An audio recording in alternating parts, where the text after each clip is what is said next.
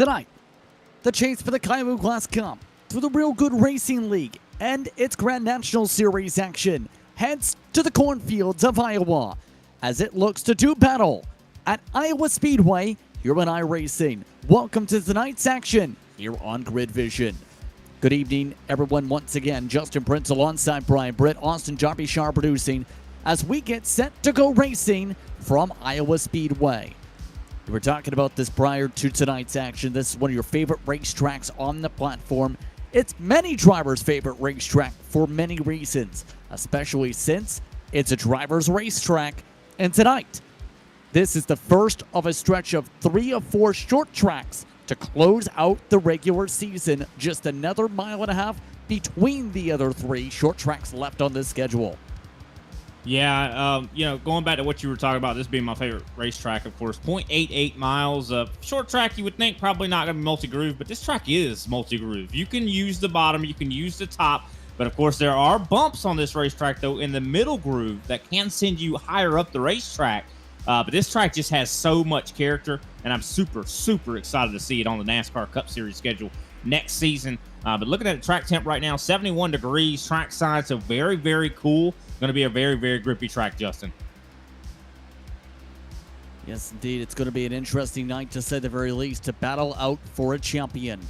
So, in turn, let's talk about the point standings. 20 points the difference between Lance Ripka and Thomas Wolf. Travis Rogers also in the mix. That's currently a 21-point difference. Keep in mind, Wolf with momentum, as he's won several races as of late.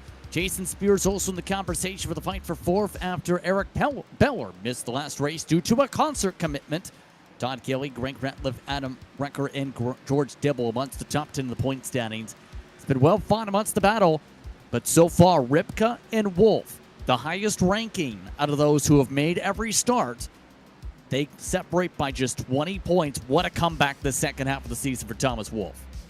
No, you're definitely, I think you're underselling Thomas Wolf in a lot of ways. I mean, I think because he didn't qualify that first half of the season, I mean, he still did well. I mean, so if he had qualified all those races, I think he would be the points leader right now. And I think it's very, very possible that tonight he takes this points lead.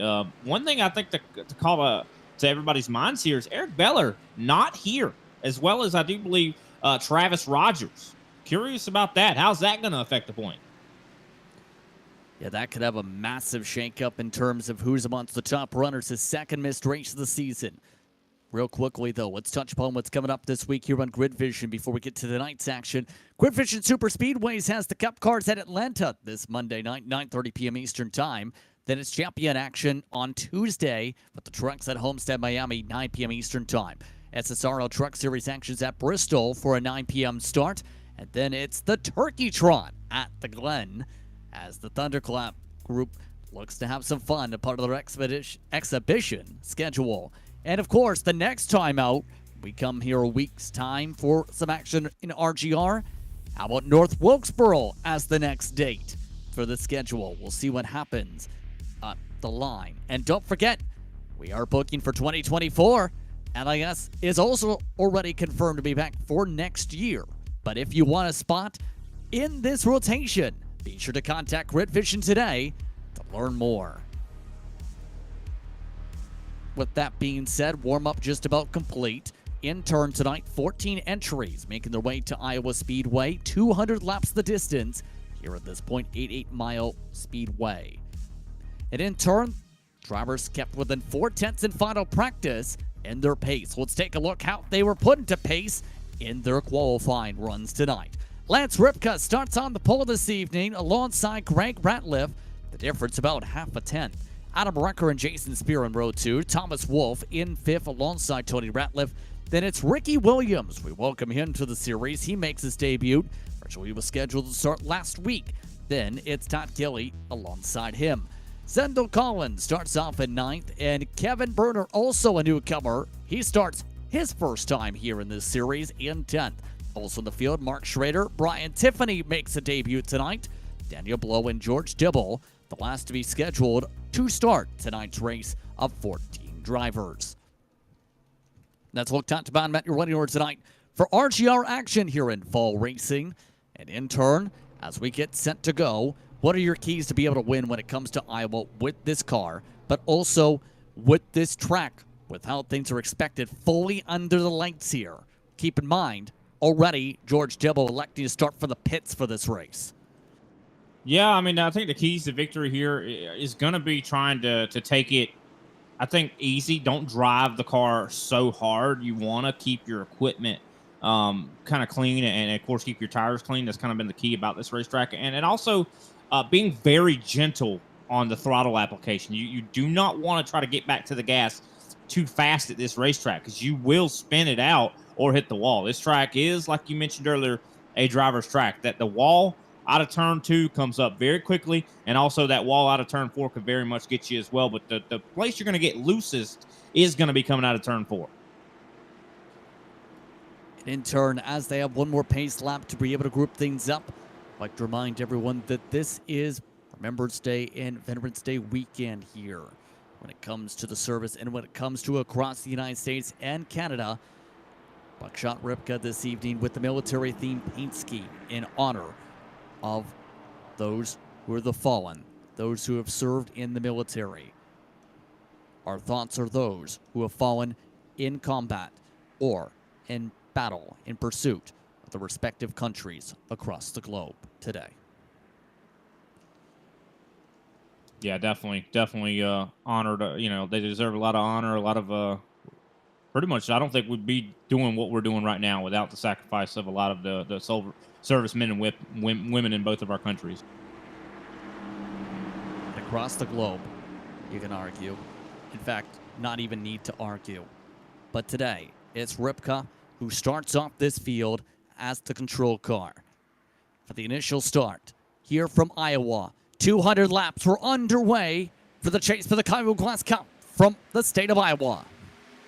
Lance Ripka already able to get a pretty solid start. He's cleared into 1 and 2. I think he'll probably stay like that. Greg Ratliff was fastest in practice. Let's see if he can keep that up. As well as Jason Spear has been really, really quick over the later portions of the season. He's now being challenged, though, by Adam Recker. Recker trying to get to the inside. Spear now trying to go side by side with Ratliff, trying to get a run off of turn 4. First lap led this time by the 52 of Ripka. And already quickly to the top side goes Recker. Now, talking about this racetrack a little bit in terms of the grip levels. Remember, when it comes to circuit, very bumpy when it comes to certain parts of the bottom of 1 and 2. The preference these days, paint the yellow line. You save the tire for the long run compared to running the wall. Yeah, no, that's definitely very much a fact, I'd say. Of course, you can run up towards the wall, but I think that the key here is to not try to split. Don't try to run in the middle. Like we see Ratliff kind of run a little bit a lane or so up. There's a bump right there that can send you up the track in 1 and 2. So you're going to have to really watch that. As you see Recker right now kind of being stuck on that top as Spear, of course, going to try to cross him back over. Oh, Recker into the outside wall a little bit there. That's going to give Spear, I think, what he needs to make this pass. Here comes Thomas Wolf. This is bringing him closer and closer. Of course, this is a racetrack. Talking about this being multi-groove, but the thing is, if you are side by side, you will bring other drivers into the fray. Just considering this is one of those tracks you really want to arc the corner and track out to the wall. If you're side by side, you can't do that. As drivers have raced here more and more over the years, especially, it's gotten harder and harder to really complete a pass because not only the side-by-side brings others in, it's very hard to complete the pass because of how much momentum you get on the top side out of 4. We also probably should mention some of the details of tonight's race. 60 to 65 are the estimated fuel windows for the drivers here. They do have 5 sets of tires down in the pits to play with, so curious to see if we're going to see cautions. I know this series always very, very, very clean, but that is always at the mile and a halves. Will that be the case here at Iowa? So far, so good as we get lap 6 in the books, getting ready to start lap 7. Already quickly through this running, expecting things to go fairly quickly tonight when it comes to this racetrack. After all, when it comes to this race, very rhythmistic. Hard to get cautions, even with it being a short track.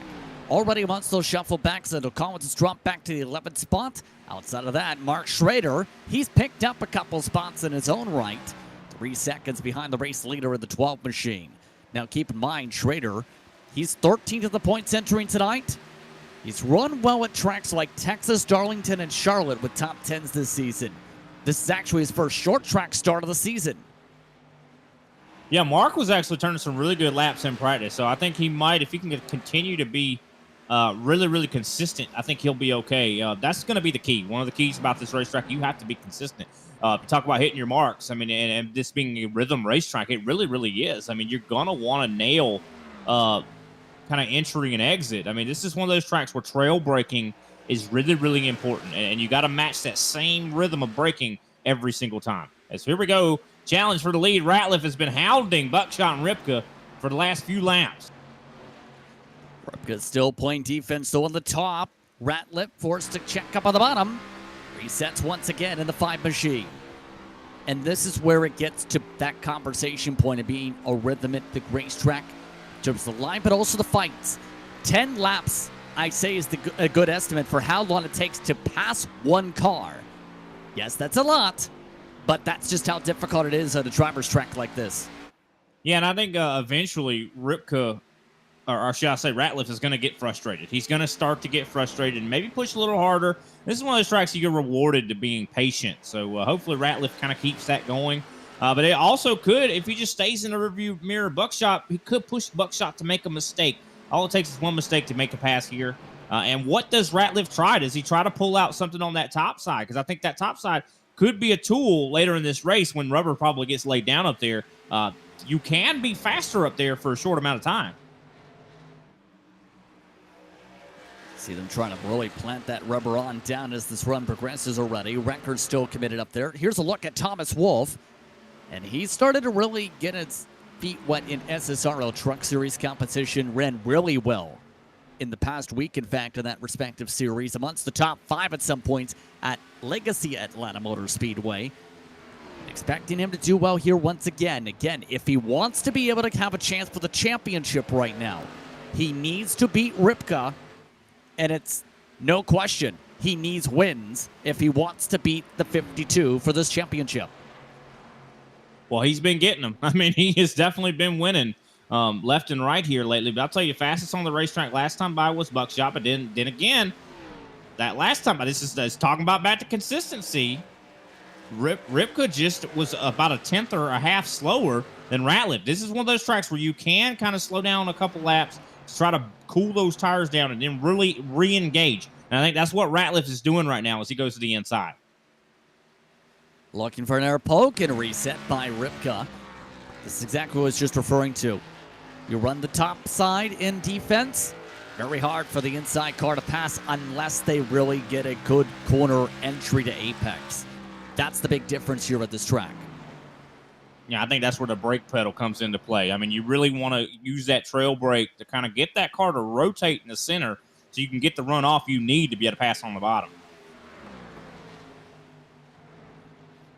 So far, Ripka holding on firmly, 15 laps led. He did pick up a win, mind you, in the Truck Series for RGR competition just this past Thursday. 75 laps led at Worldwide Technology Raceway.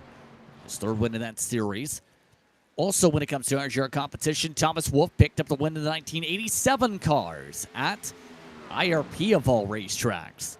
So that's currently amongst the different various series. Keep in mind, RGR growing quickly when it comes to their series operations, and also in terms of growing in terms of the drivers showing interest in joining into the rotation. What I find really interesting right now is everybody is very, very close on pace.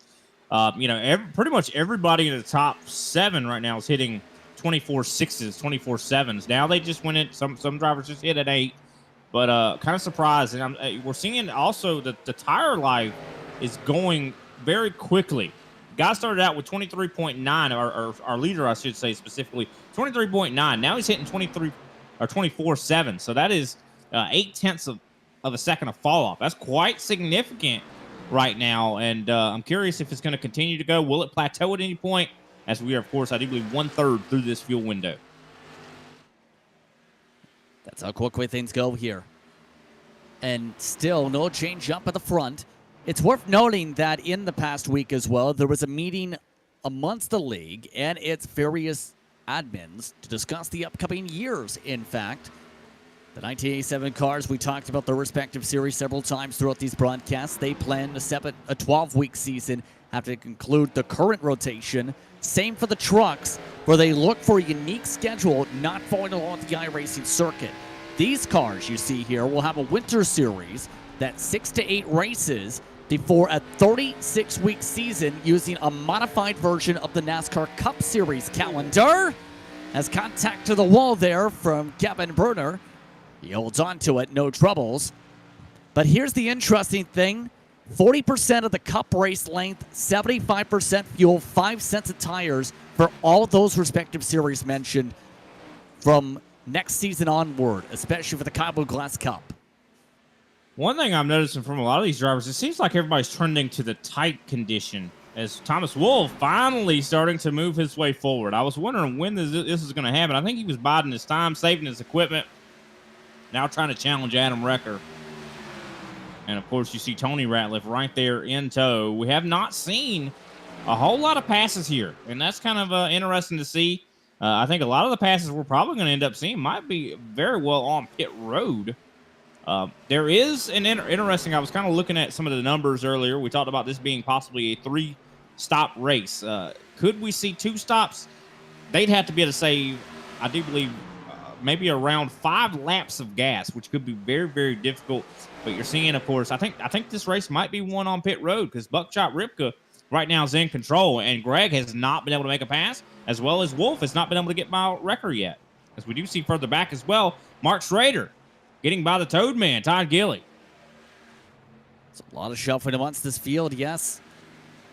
But I do agree in terms of the potential of the pit window coming into play like that, because that's kind of always been how it's been in the official races, especially the past 2 years.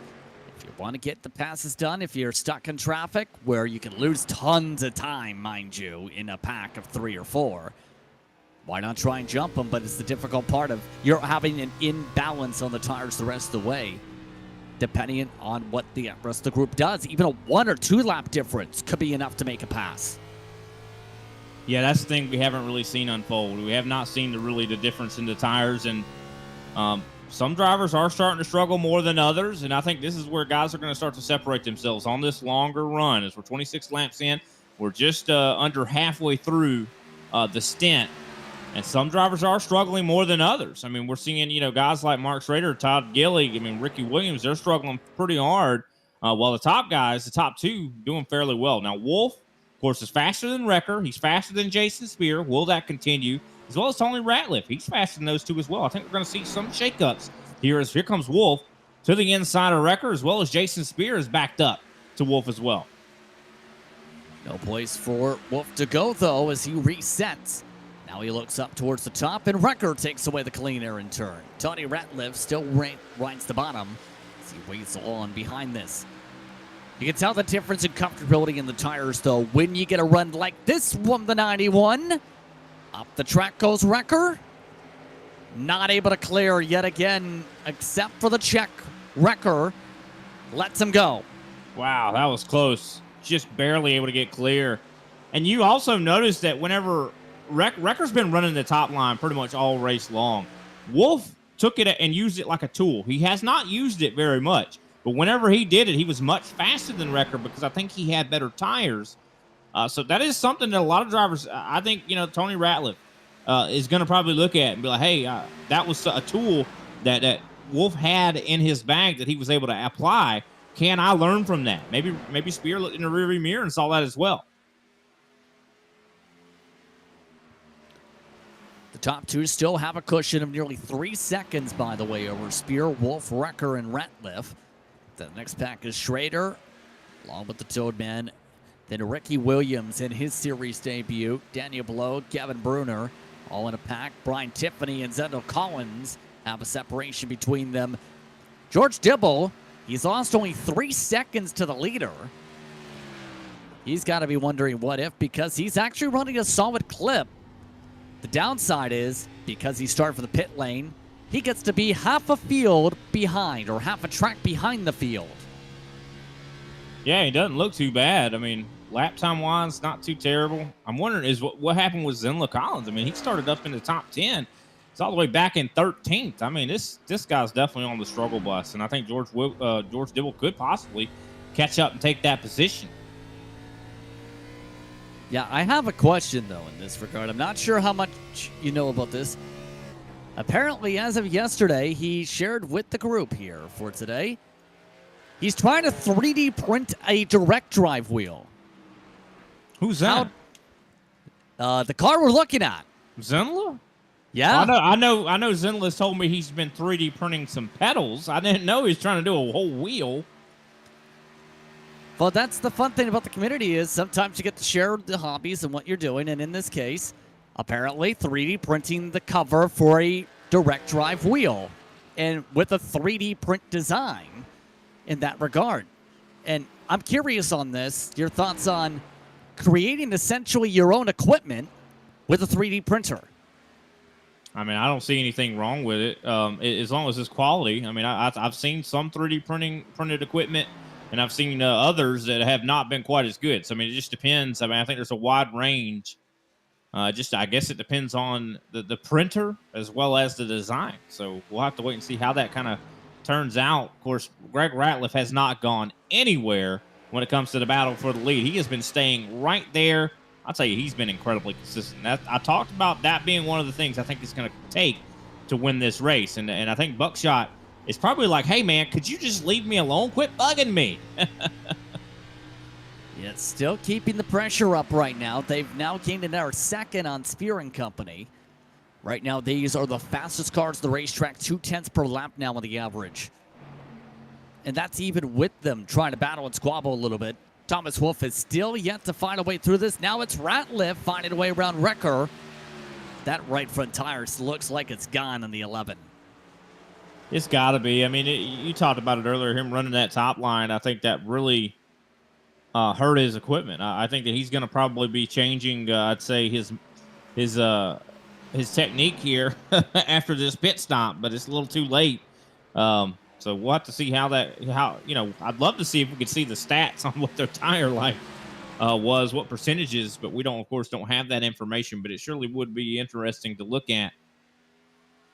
As it looks like, I think, of course, we still see that battle still pretty hot, but I'll tell you who's the battle that's really hot, though, has been for third. I think Jason Spear and Thomas Wolfe starting to close in on one another as well. Wolfe has been consistently faster. Here he goes to the inside.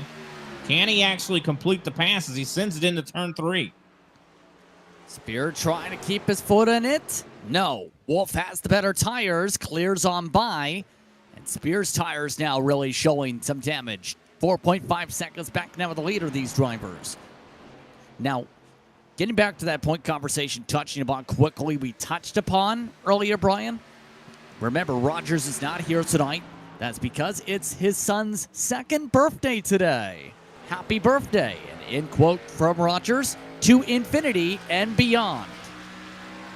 I heard that. So definitely love to hear that, family is more important as much as a lot of these drivers out here probably like, oh, I got to race. No, you gotta celebrate birthdays.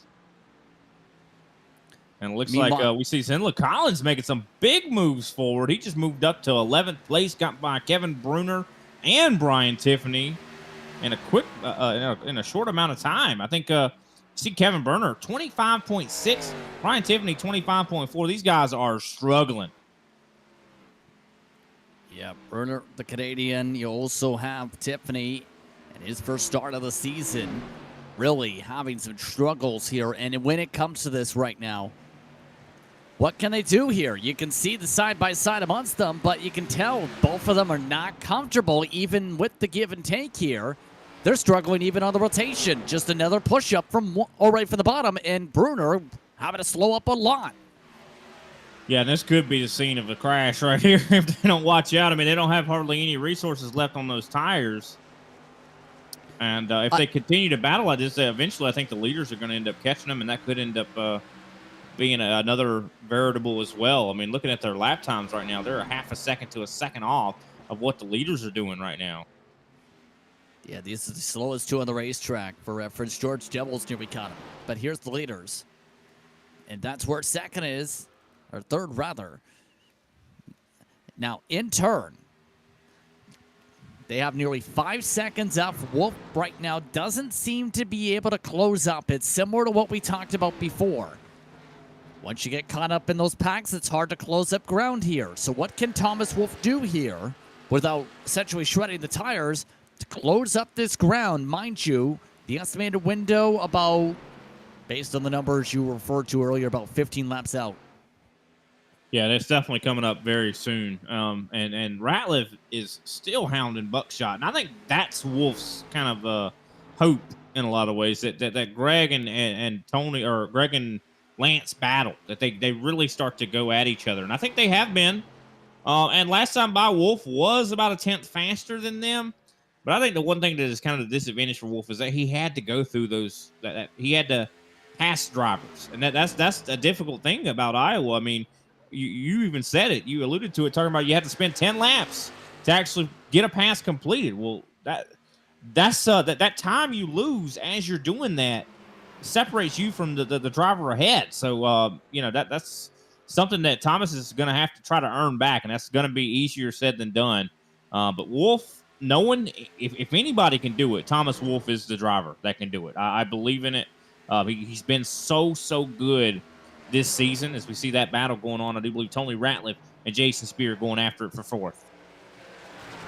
Side by side, Spear yet again nearly pushes up the hill, but Ratliff is the better line on the inside line. He's been committed there all day. Spear lets him go. Now, we talked about the right front tire, and again, the main sign you pick up when you have a side by side like that is when you can't get on the gas and you're nearly sliding to the safer barrier up the hill, it's a problem. Ratliff nearly pushed up on his own here. Yeah, I think a lot of these guys don't have hardly anything left. I mean, this being a fixed setup, I mean, usually if you had a chance to maybe adjust on the setup, you could probably make the tire wear not be quite so bad. Leaders coming up on lap traffic here is the 68 of Kevin Bruner. I do believe he has taken a green flag stop. Yeah, and I'm not sure what's going on here. Bruner is slowing down massively here on fresh tires. Let's see what happened. Probably got to slide on cold tires. Yep, there it is. Oops. Old tires, sometimes it's hard to adjust to them, and look at that, down through the grass. Ugh, this could have easily been a caution.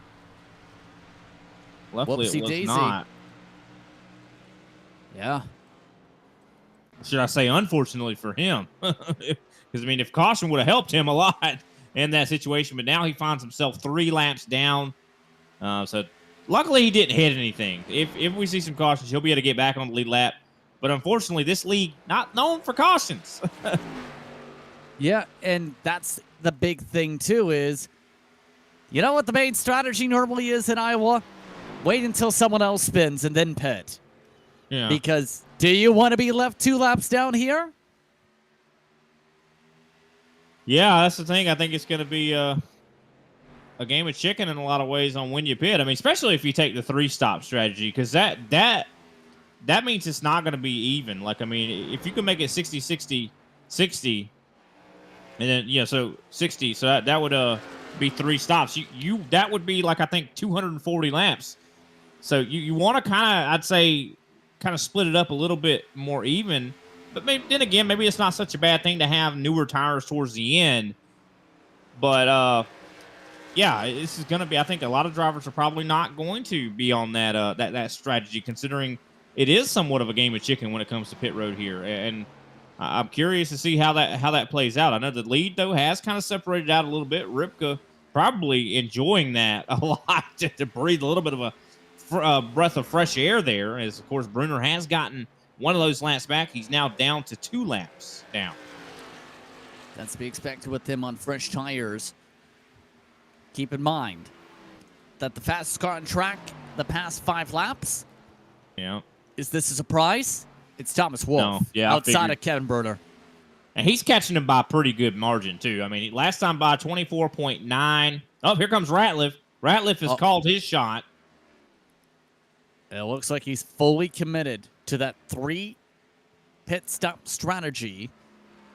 Mind you, you mentioned the fuel limit up to maybe 65 tonight. Let's put it this way. You get to 67, it could be a possibility. Yeah. No one's taking the risk tonight, though. It's Ripka in. He wants to respond back, it looks like, to the 5. Does Thomas Wolfe respond? No, he keeps going. But you know, the thing about it is, if anybody can do it, it's Thomas Wolfe. Because when we saw it last week, Justin, what was it at Kentucky? No one else was on that strategy but Thomas Wolfe. Thomas Wolfe was like, I could do it. I mean, he was expert when it came to clutching that race car. I mean, it was so subtle the way he was saving fuel. He was better than everybody. I mean, and I think if anybody can save that extra 5 laps that it would take to make a 2-stopper in this race, he could do it. Question is, has he been saving it with the roll through the gas like he did last time at Kentucky? Here's Tony Ratliff. He comes in with Jason Spearanum Wrecker. So 3 more pit stops this time by. We've had one miss pit road and some troubles. Oh, no. It's the 5. Greg Ratliff has spun it out. And that's not good for his sake. He spun it on the apron out of 4. My goodness. That is not good at all. Come on, Greg. And that is going to be a painful mistake right there, considering he was faster in a lot of ways, I think, than Ripka. I think it was just track position that was holding Greg Ratliff back, and that is a heartbreaker. Also of note, Todd Gillies in. Zenda Collins is calling a pit stop. And you see the tire jacks come up. The reason for the raisin pitch, Collins tried to call. He was pitting from the second line in turn 3. Oh, my goodness. That is definitely not the thing to be doing. It's kind of a scary place to be pitting. Reminds me of, what was it, Quinn Half in the second lane at Texas. Also, now we're at lap 60. I'm not going to repeat what we just heard in the headsets. But also stretching the strategy, Schrader, Blow, Williams, Dibble, Tiffany. And there goes Tiffany. Yeah, I'm just wondering when, like you said, that number 67, does Wolfe make it there? I think it's a question on everybody's minds right now. Looks like Mark Schrader, I think he's maybe trying to flirt with that thought as well, maybe. You see the 35, I do believe. That is Brian Tiffany. Definitely appreciate him joining the league. Here comes Todd Gilly trying to unlap himself. And what I think is going to be interesting. Near contact from the fresh tires at Gilly. Wolfe now keeping his line. Is Gilly expecting him to give it the bottom up here? Yeah, I don't know. I'm surprised Wolfe's not making it easy for the new tires of Todd Gilly. I bet Gilly's not too happy about this.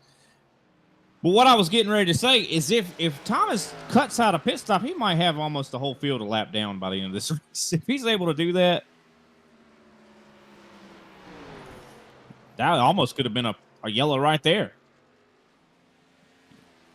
In turn, though, it looks like Wolfe. Trouble!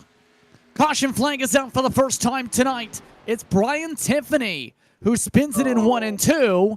The 35 has already towed it. And you know the problem has been, it's been cold tires. It has been cold tires every time. And this is exactly the fear everyone had. Eventually someone makes a mistake, and again, there are a lot of bumps up there, and Ratliff nearly hits the wall trying to avoid that. That's Greg. Yeah. I don't know. 35 probably didn't need to tow. He didn't hardly hit the wall. He could have probably kept on going. I think he might have just been embarrassed. See right here, just got loose on entry, and look at Greg Ratliff. Oh, it's almost actually probably. I mean, I understand Brian Tiffany was probably saw Greg Ratliff coming and tried to get out of the way. Hopefully, Tiffany doesn't give up on. I mean, because that's a heartbreaker right there. But this is definitely going to change everything. I think this is going to make it very much more possible for Thomas Wolfe to make it on one stop, or one stop from here, I should say. It becomes a strategy race, and Wolfe, Schrader, Blow, Williams, and Dibble were the only drivers yet to pit, and they all are on the lead lap. Everybody else is 1 or 2 laps down and will likely have to take the wave. Ripka did get the lucky dog. That's the one bright side for the 52 camp. So already under caution for the first time. Let's take a quick break. You're watching Grid Vision.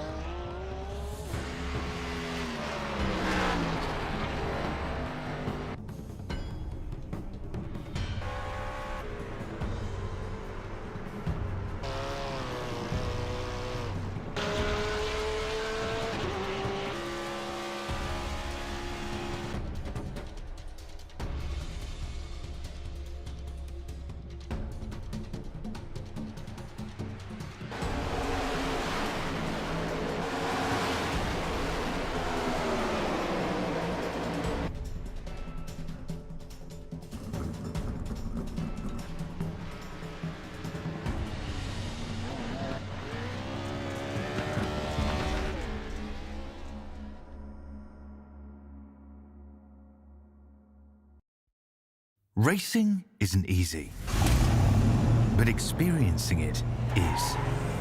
iRacing puts you in the driver's seat with the industry's leading sim racing game. Drive on laser scan replicas of the greatest racing circuits from around the world. Go head-to-head against other drivers chosen by skill-based matchmaking to ensure competitive racing at every level. Compete across all your favorite series. In officially licensed cars, engineered to deliver the most accurate driving experience possible.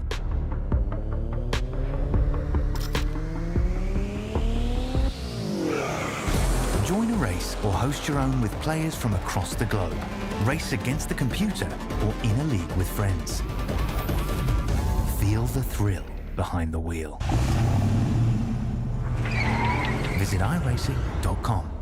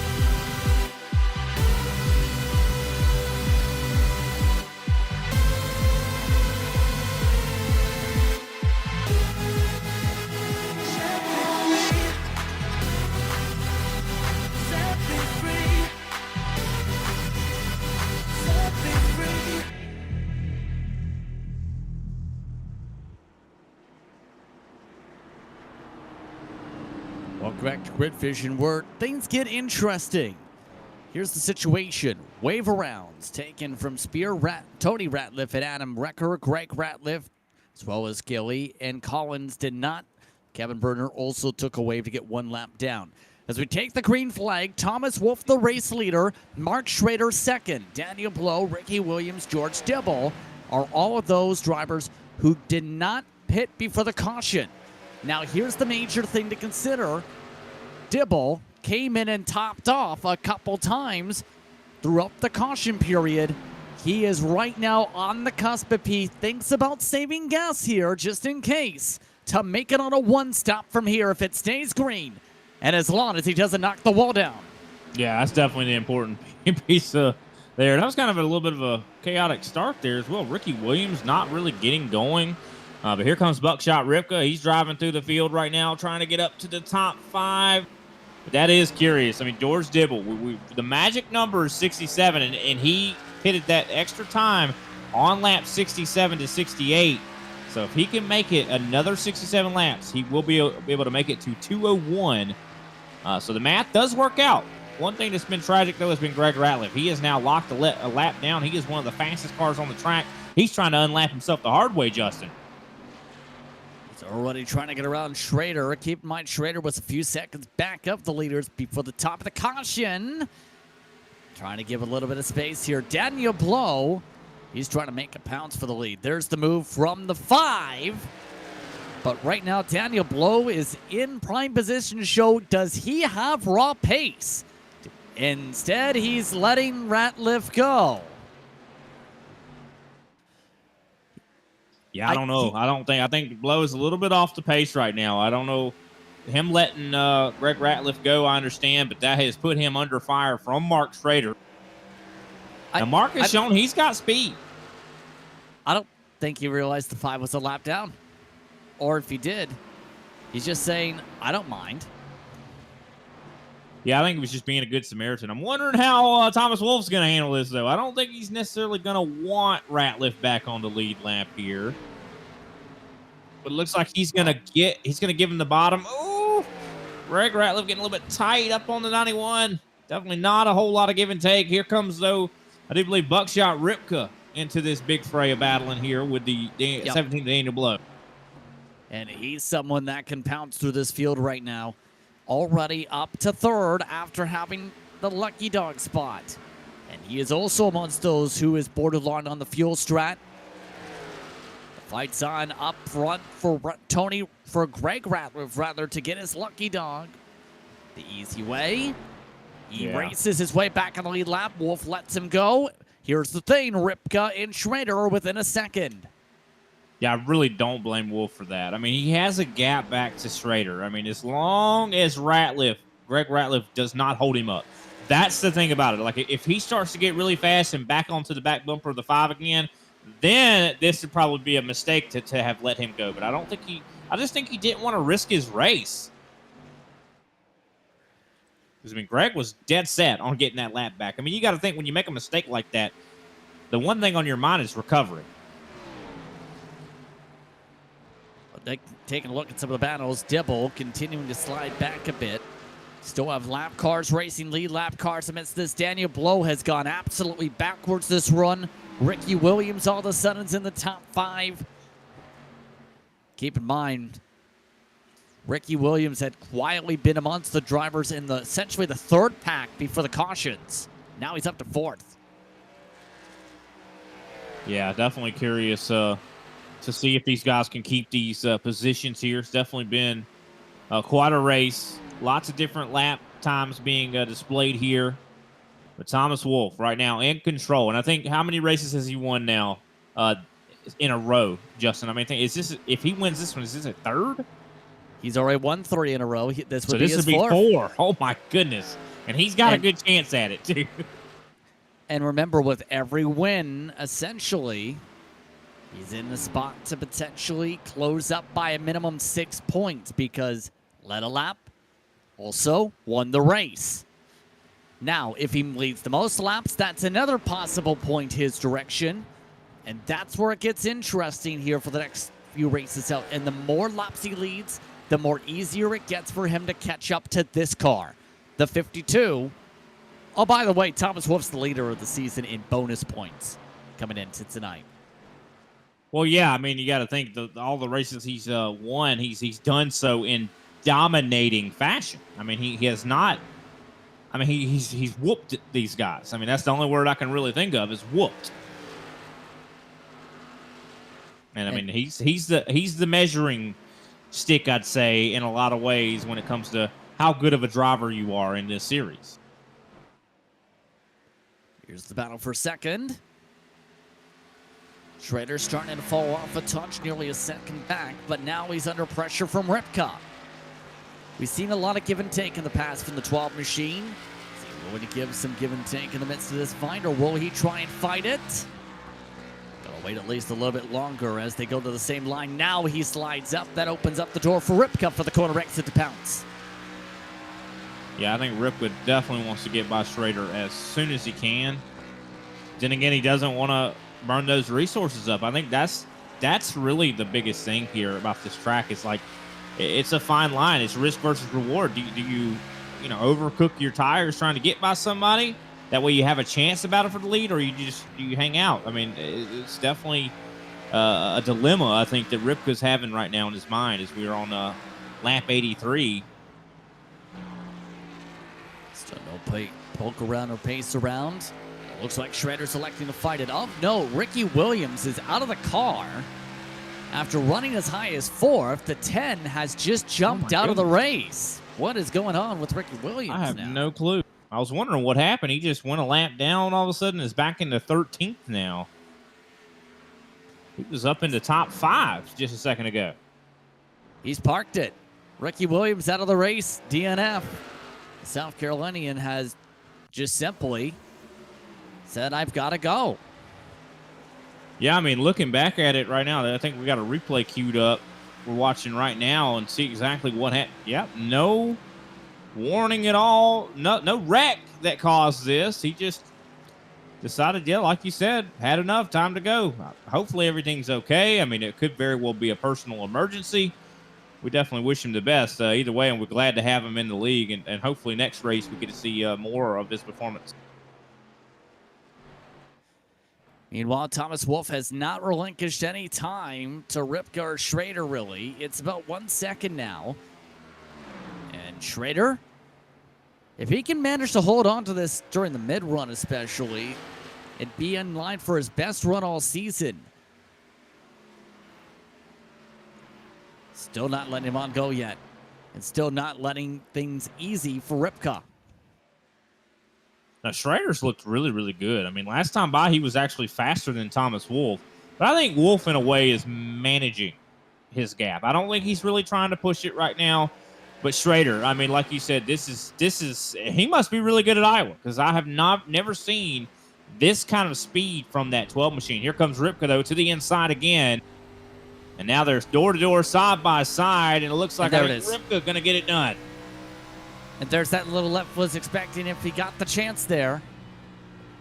A lot of respect being shown there. Look at the gap between him and Daniel Blow right now. I mean, Blow 1.8 seconds back. If Schrader can maintain this gap, he could possibly get a top 3 here. Yeah, still a lot of racing to go, though. Exactly. Don't forget George Dibble. He's still on that fuel mark of potentially getting comfortably to the one-stopper. Isn't really saving. Here's the downside to his strategy. Again, Ripka's on the same window in theory. 1 lap difference in pit stop. That's not too much of a fuel difference in theory. Now, at this point, that's where you start thinking, okay, where is he going to end up cycling if he stretches it compared to those on fresh tires? And that's going to be where it gets interesting, because he was starting to fall off at a decent clip at the end of the run before the caution, too. Yeah, that's definitely a very good point. I mean, now, like guys like Thomas Wolf, he only fell off to about a 25-second lap. So not too much more than where he's at right now. Now, other drivers, that's not the case. Like George Dibble, he fell off to like a 25.5 or something like that. So a lot more. That's a half a second loss per lap. So will that add up to kind of just to make it to where that lack of pit stop doesn't matter, right? Exactly. Right now, almost at the halfway point of this race, by the way. Let's take a look at those strategies again. And you'll see the stark difference in those involving some of the wave rounds. Keep in mind, they're for sure a 2-stop window right now. You're talking about half the field who has to make 2 stops likely, and half the field who is in a decent spot to make a 1-stop. Yeah, definitely interesting to see how that all kind of works itself out. And I mean, and if we see another caution or something, that could make it even more complex. Thomas Wolf, I would say, or George Dibble, definitely not wanting to see any sort of caution right now.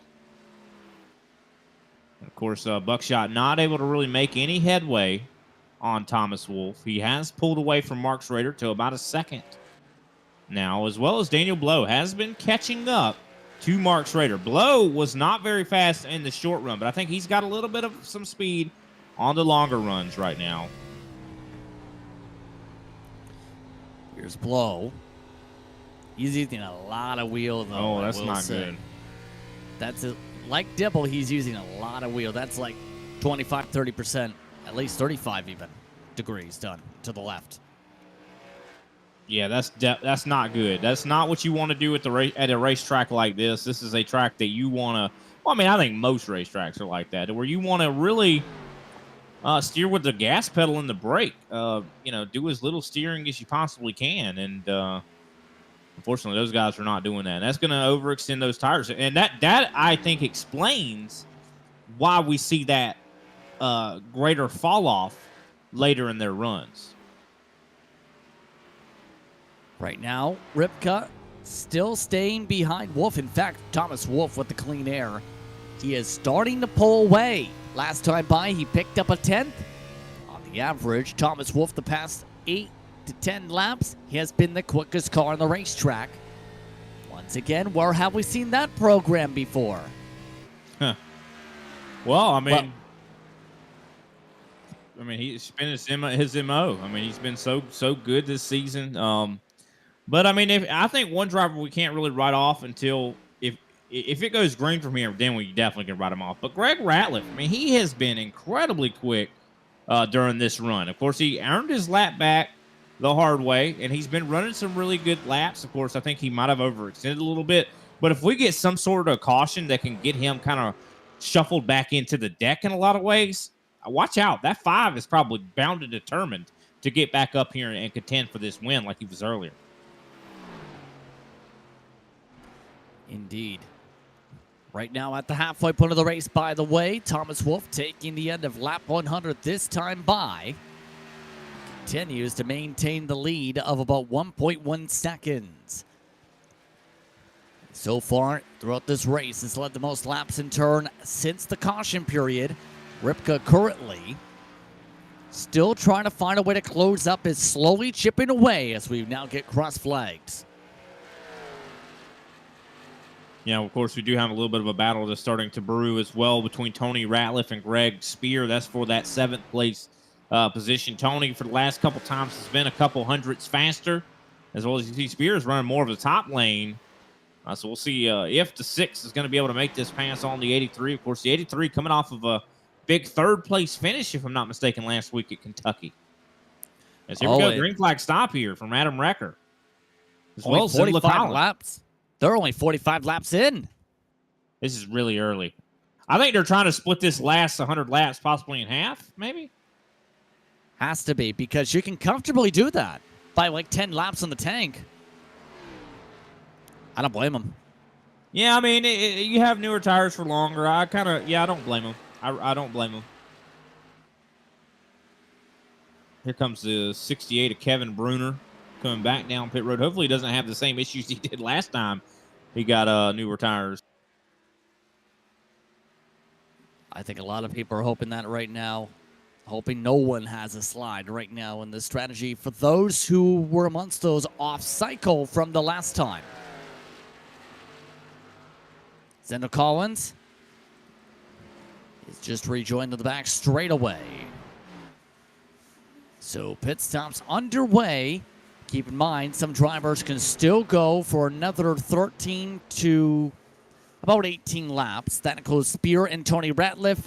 Then everyone else can go an extra 10, 15 further. Yeah, like guys like Wolf, if he's going to try to go as long as he can, he could probably go another 25, maybe 27, maybe. Yes. That's going to be tough. But big battle still going on between Spear and Ratliff for that 6th place position, as well as Buckshot Ripka has really been running down Wolf. And I think there might be an explanation to this. Wolf might be saving. Has to be, in part. But also, keep in mind, Ripka was the quickest driver on the long run last time. Yeah, looks like Wolf is letting it roll a lot more compared to Ripka, keep in mind, in the middle of the corner. Yeah, I think that explains it. I mean, he's trying to save. That way he doesn't have to take another stop here. While Buckshot, I think, might not have that same thought in mind. But we saw that Wolf last week, hate to keep harping on this, but he was the only one that took a chance on that strategy, and it really paid huge dividends. I mean, he won by, what was it, over 20 seconds? Yeah. And remember, this is being done without using the clutch. So right now, for reference, the mile per hour speed, 4 miles an hour quicker for Ripka in the apex of 1 and 2. As well, Ripka's been quicker on the throttle and smoother on the throttle to close down this gap a little bit. It is now starting to get tricky to do so, though, because he's now back in dirty air. Yeah, and also I think Wolf sees the closing rate of Ripka as well. So he's kind of re-engaging a little bit. I mean, last time by 24.967. Buckshot, like you said, I think is starting to show the symptoms of being in dirty air. This is a racetrack that is very, very, I'd say, handling's very important at this track. And dirty air causes not as much handling. These cars produce little downforce to begin with. So if you lessen that downforce even more, the car's going to drive even more terrible. Of note as well, by the way, we've seen Greg Ratliff try and run away from the field. After getting a lap back, he is amongst those also who have taken a pit stop during the sequence. He's back 2 down and needs it to stay green to have a shot. Still half a second the gap up at the front. So far, more than 50 minutes of racing combined here. And already past the halfway point for those tuning in. This is RGR competition, Real Good Racing League. and its main series. This is the fall series as it gets ready for 36 race schedule for next season. Remember, we touched upon this a little bit earlier.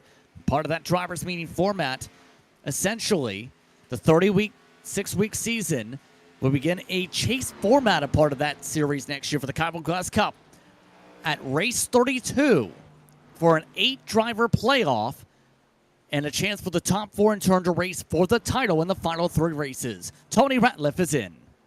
Yeah, Tony Ratliff, he's calling his shot. I think he pitted on lap 54 of his run. So that's definitely a little bit longer. He is going to go, I do believe, 2 laps down as the leader just got by him. Bill Zenla Collins trying to get his lap back. And he's caught up to the leader in turn as well. We've seen Thomas Wolf not afraid to run his line while doing things. Collins. Oh, he's missing the bottom. Oh, my goodness. He nearly turned the leader. Oh, Tony Ratliff coming off pit road sideways out of turn 2, and caution flag flies. Second caution of the night, and that's the 6. And he was amongst those who, again, just pit. And again, makes it a one-stopper for everybody who yet pit for this race. Man, them cold tires have been... We've seen cold tires cause pretty much all the problems here tonight. And what does this do? This makes it, I think everybody's forced to one-stop this. Yeah, there's no choice. Bye-bye. Yeah, I bet he's kicking himself over that. Yeah, but here's the situation now. There are 6 cars in the lead lap. Todd Gillies in the lucky dog spot, so 7. All of these drivers are in a one-stop situation. For some reason, George Dibble is not pitting this lap, but expect him to come next time by. He tried to lead a lap possibly. Instead, Thomas Wolf led it. Now, in turn, this means Adam Rucker, Greg Ratliff, Tony Ratliff, Zendo Collins, and Kevin Bruner are all pinned laps down here because the pit calls end. Once again, it goes back to the point I made. The main strategy at Iowa is, and say it with me, wait until somebody else spins. Yeah. I thought Zenla would be the lucky dog. He was right behind the leader. Remember, it was Gilly who just got passed. Right with the caution. And Zendel is 2 laps down now. He was 3. So, we're under caution once again here. So, let's take a quick break. When we come back, we'll reset the stage here. You're watching RGR.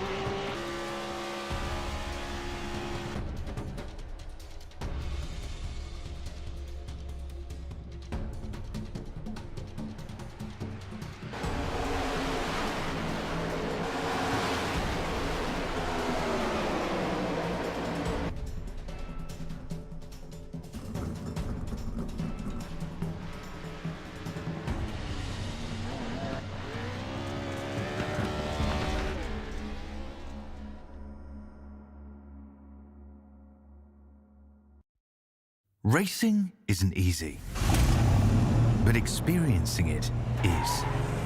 iRacing puts you in the driver's seat with the industry's leading sim racing game.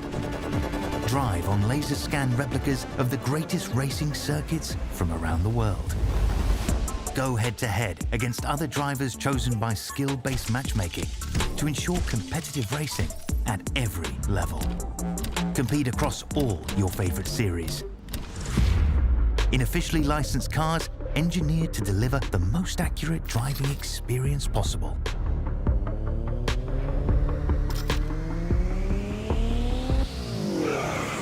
Join a race or host your own with players from across the globe. Race against the computer or in a league with friends. Feel the thrill behind the wheel. Visit iRacing.com.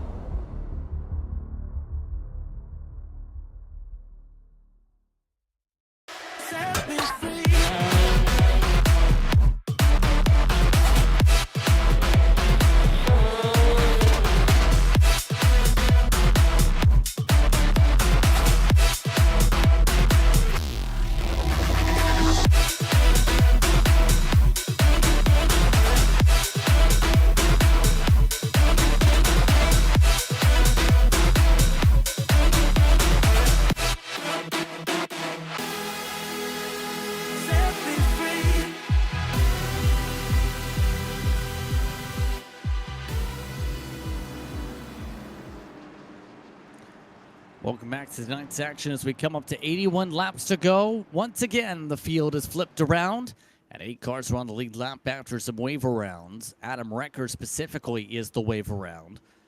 7 able to come in for pit stops, including the lucky dog. Then period 5 for the yellow. We're back on our way. Thomas Wolf and Buckshot Ripka fight. Mark Schrader looks for second. Yeah, look at this. They are getting incredibly close for that battle for second place. Schrader got a little bit tight up on Buckshot Ripka. Oh, they are almost 3 wide as Schrader gets tight, bounces off a blow. Caution flag is out. Could see that coming. Schrader was just driving it way too hard. I think he saw the potential of just having such a great run. You look back at this right here, and of course, this is right before the pace car goes down. We're going to enter the Geico restart zone, and this is when the green flag flies.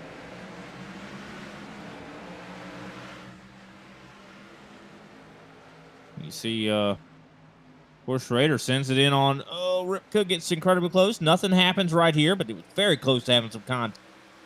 And the 17, though, this did a little bit of a different story, I do believe. As we see, look at that. Thomas Wolf backs off a ton. And I think this is what kind of caused a little bit of that uneasiness behind him.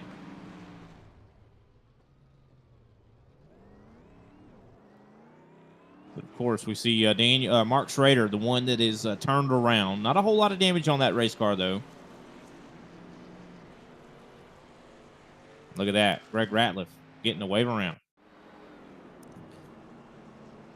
This does get him on possibly the lead lap here. Yes, it does, in fact, as a result here. So that means 9 cars in the lead lap. Mark Schrader to be expected into the pit lane. He has already used up one of the tire sets available because of the said spin. And he gets some fresh rubber, so we'll reset things again. So, keep in mind the next time out, we talked about this already a little bit, but how do you feel about 250 laps at North Wilkesboro? Yeah, I mean, I think these guys are going to probably hate each other after that race. I mean, I'm just North Wilkesboro is the quintessential short track in a lot of ways. I mean, that place promotes beating and banging. It is also a very unique racetrack. I mean, you can kind of go side by side pretty well at that track, but it also very narrow on the exits. I mean, it's gonna be curious to see how those guys handle this. I think a lot of these guys are gonna be very frustrated with one another after that race. 250 laps. I mean, that's actually not a long race for a race at North Wilkesboro. Considering, I remember that Major Series race we did not long ago. I do believe the Major Series, the 87s at North Wilkesboro. That was 500 laps. And that was a full distance race, yeah. Yeah. Adam Recker, by the way, coming in this time by. He had to pick up some damage repair from that issue, so he's got some right front fender damage. Also, Collins coming in to get some repairs done, and at the time of the caution, no one else can get the wave here. And as we have the pace go around here, again, this is the longest racetrack on the platform for pace laps, mind you.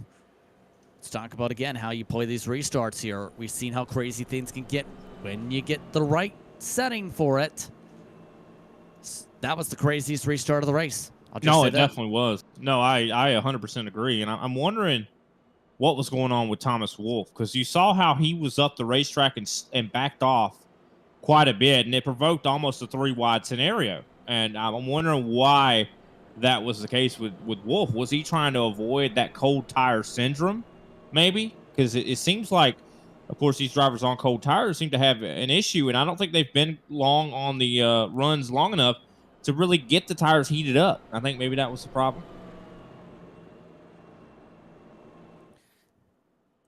We'll see how this all plays out here in this one. Again, coming up towards 75 to go once we get back going, if not inside that mark.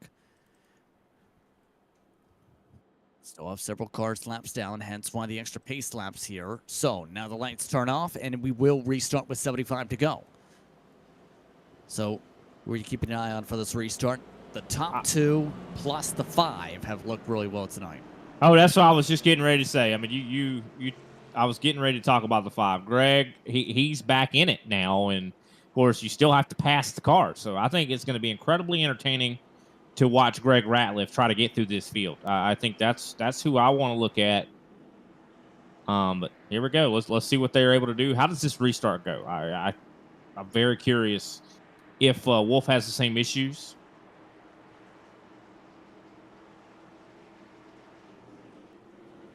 Just about all set to get back underway here once again. Thomas Wolfe on the inside, outside for Buckshot Ripka. Green flags out, back underway. Well, let's see how they look into 1 and 2. He jumps up in front of Ripka. Gets a little bit more of an arc in 1 and 2 this time. It looks like a fine restart from Thomas Wolfe. Daniel Blow, of course, battling side by side with Jason Spear. Looks like Spear on the top side gets a better run off of turn 2, and he secures 3rd. He's going to try to pounce on that 2nd place position, but not able to get the run. Ooh, very close to the wall. Ooh. A little bit dicey indeed amongst that. Ripka trying to follow the line tire for tire. Wrecker trying to bounce back from the fender damage, doing well in that regard. A little slide off the exit. Here comes the move to the inside for the 17. Looking alongside Jason Spear. Remember, Blow showed solid pace for a little bit before backing off quickly before.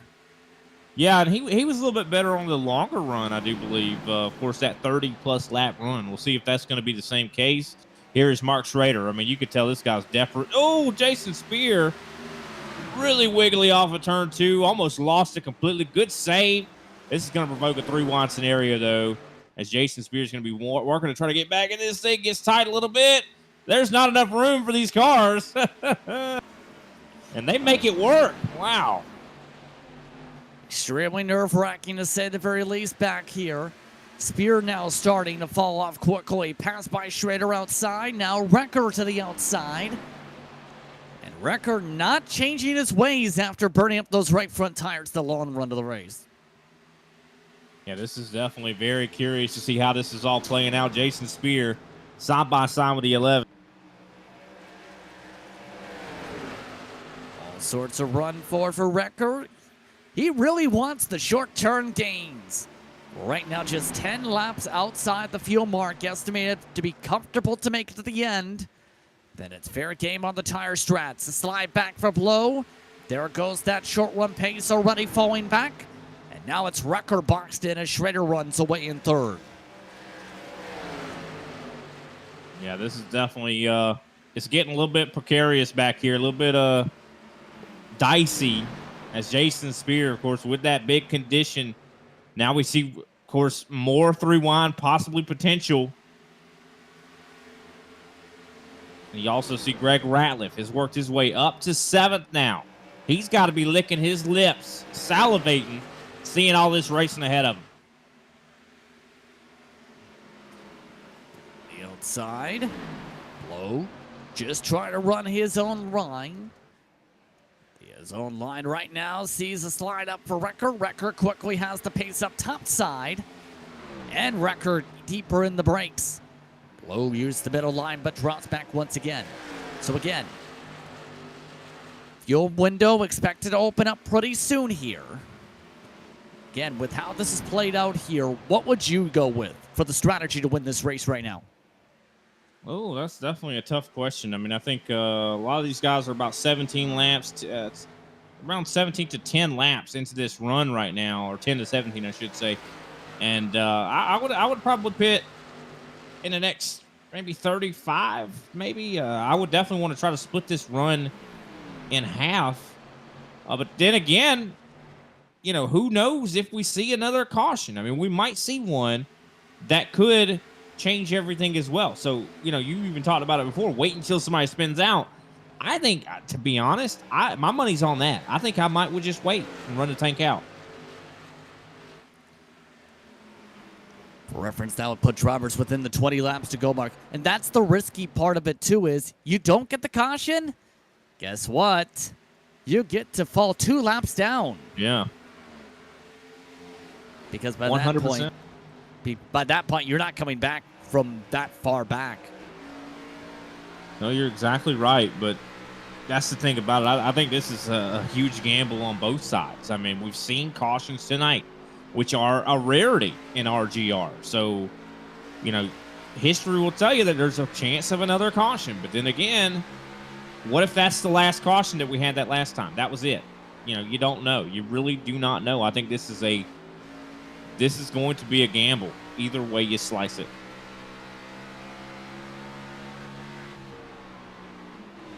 Looking through at the 5 machine as he tries to slide and drift.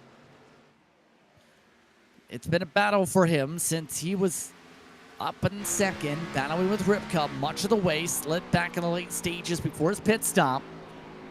Now, he's on the very back foot here. He's one of the faster cars on the track, but again, it's a long way back to home. Yeah, he's faster than Blow. It's gonna be hard to pass him though. He's just not gonna blow by Blow.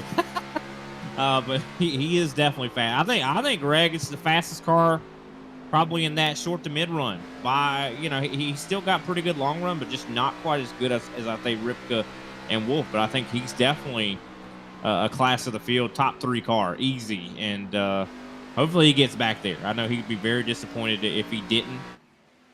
Now he's up to 5th, though. So he was able to make the pass on Blow. Didn't take him too long. I think he's going to be able to get by Wrecker, considering Wrecker a lot of times has been burning his stuff up.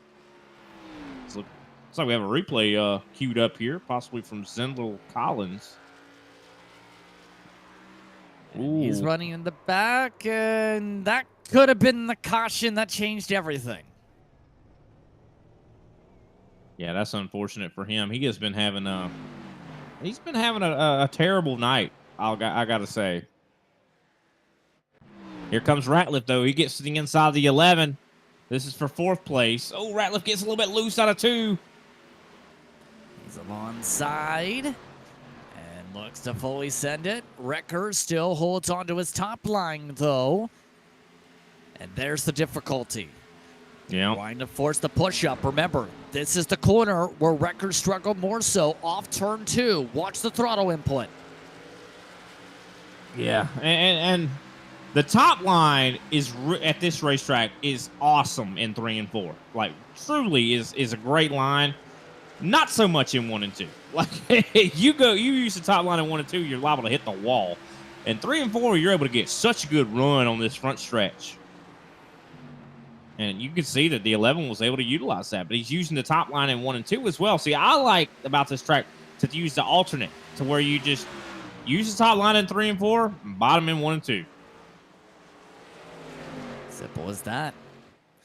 After all, you avoid potentially the marbles in 1 and 2, but you also get that boost in 3 and 4 if you can make it work.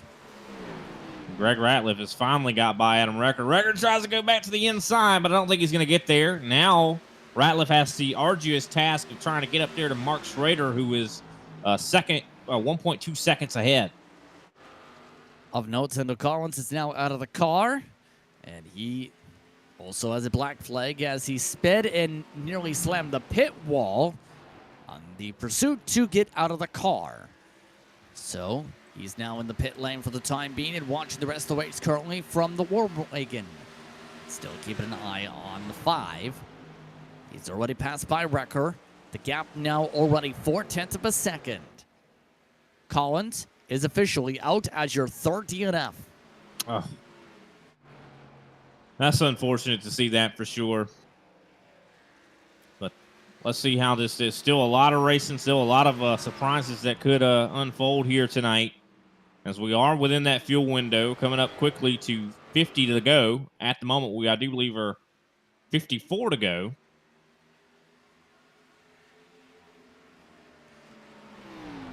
Quickly zipping. Quickly zooming. That's right. What a race. I love this racetrack, and definitely these guys have put on quite a show for us out here. We appreciate everybody out there tuning in to Grid Vision. Definitely, I'm sure these drivers this league would definitely like to have you out here racing as well. If you like what you've seen, make sure you look up the RGR series, of course, on the league directory of iRacing. We'd love to be calling your name out here, that's for sure. It's a very tight-knit community, to say the very least. With what they've been able to grow so far, we mentioned, for example, Williams Muscles making a debut tonight, Tiffany, and plenty of regulars amongst the various races. You already have a quickly growing series, originally growing essentially through some drivers looking for a secondary night, you can argue, from OBRL, and in turn, that's all it takes is get the right foundation, you get yourself the right group going, and boom, all of a sudden, you build the foundation for a league for years to come.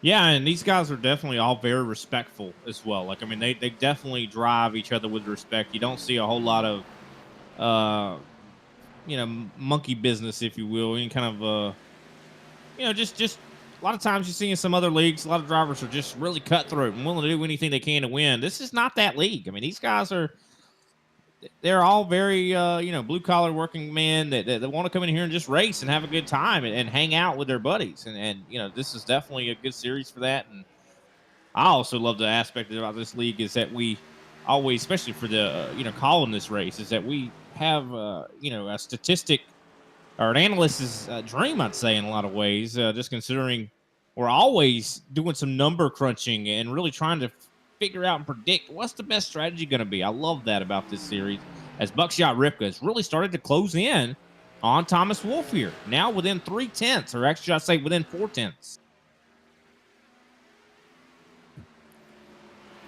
Slowly creeping away. This is what we've seen before from him. Still within the car length. But Wolfe still has the better exit with a clean air, under 50 laps to go. Now, here's the serious question. When do one of these two elect to break down? Because, as we've talked about, whoever pits first likely brings the other in the next lap because of the advantage on the undercut by just a lap. Mind you, the fall-off already 1 second. Yeah, if I was Buckshot, I would definitely try to short pit Wolfe just to try to get ahead of him. I'm thinking he's going to have to do it in the next, probably, I would about, one of these guys is going to pit in the next 5 laps, I assume. They're getting to that point where they're splitting the run in half. You can see here comes, Ripka's running real high right here. Trying to change, he's searching for grip. He's trying to search for something that Wolfe's not using. Just trying everything different he can to see, can he find a different line? Can he find a different speed boost? I don't think he's been able to find it. Yeah, no, I don't think so either. I think he's just going to have to pass him on pit road. I think that's a little bit of contact with the wall there. Still able to maintain the speed. Very good run down the backstretch there. As we see, of course, Greg Ratliff has made his way past Mark Schrader. And that was actually he's not completely past, so a little bit of a wiggle there for Greg Ratliff off of 2. But he had to run down Mark Schrader from about 1.2 seconds, so he definitely had to go a long journey. But this is going to be a hard pass to make. Schrader has been he's been good. He's been good enough to be a thorn in your side as we see a green flag stop, I do believe, from Adam Recker. Window was open. Adam Recker. 34 laps is how long he goes on the stint, so he elects to go a little bit longer for the back half. I keep looking at these leaders. I keep thinking that Ripka's going to be coming down anytime because he's got a short pit him. That's, I think, the only way he's going to win this race is if he jumps Wolf on pit road. And you know, with the fall off here right now, it's been about a second for these leaders. So, I mean, if he was able to short pit by 1 lap, he'd jump above Wolf a second. Now, that would still be a fight. Wolf was not going to just lay down. It's going to be a dog fight. Already coming up towards the 40 to go mark. There goes Mark Schrader. So he likes to pit. He was up to 3rd. He might actually have a decent shot here. Yeah. No, this is one of his best races. That 12 has been doing fantastic tonight. I'm really, really impressed. I mean, a lot of times he's one of the drivers that is closer to the rear of the field, and he is just running. Iowa just seems to be his track. He must be a lot like me because I usually suck at every other track but this one. By the way, Greg Ratliff, Jason Spear are in this time by. Here comes Ripka. Oh, that's a bold play. He goes down from the top. You called it 5-lap difference from 5 laps ago, rather, on the call. Now here comes Wolf. Does he respond in time? Yeah, he's definitely going to come down this time because he's got to limit the bleeding. He can't. If he stays out any longer, that's just going to be even more time he's seating. And it looks like he is going to come down pit road.